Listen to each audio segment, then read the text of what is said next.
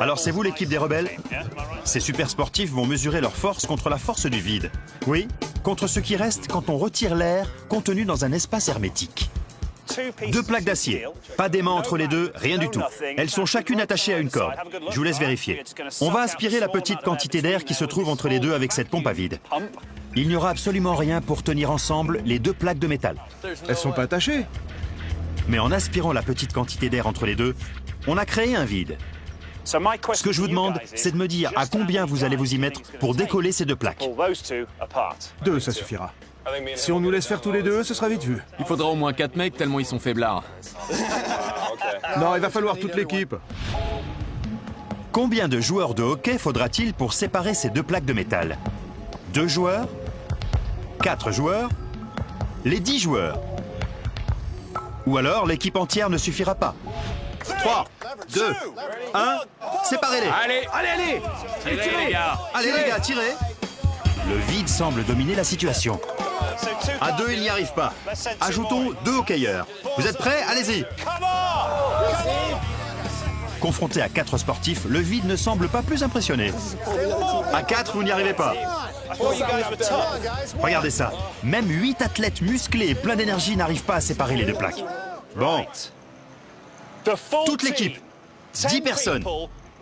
Pas de trucage, pas la moindre vis, rien du tout. Commencez à tirer dans 3, 2, 1. Allez-y les gars. Tirez.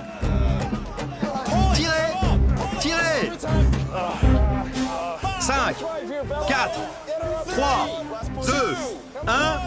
Posez. Vous avez été battu par l'air. La bonne réponse, c'est que l'équipe tout entière ne suffit pas pour séparer les 2 plaques de métal. La machine 1 point, les humains 0. C'est impossible. Vous avez été battu par rien. Parce qu'il n'y a rien là-dedans. On a créé un vide. La pression de l'air au niveau de la mer est approximativement d'1 kg par centimètre carré. Quand on retire l'air entre les 2 plaques de métal, on crée un vide. Donc la seule pression de l'air qui reste est celle qui pousse de l'extérieur.